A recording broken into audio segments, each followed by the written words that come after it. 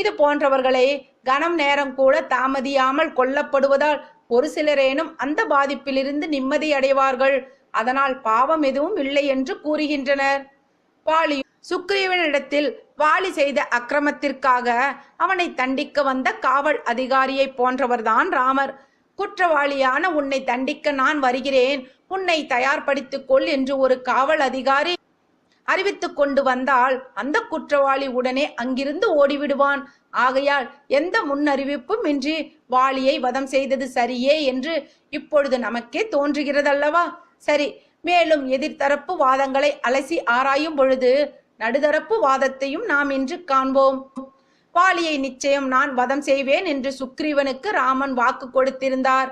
அப்படி பார்க்கும் பொழுது ஒருவேளை ராமர் எதிர்த்தரப்பில் நேருக்கு நேராக நின்றிருந்தால் வாலி என்ன செய்திருப்பார்? ஒன்று பயத்தில் ஓடி ஒளிந்திருக்கலாம்.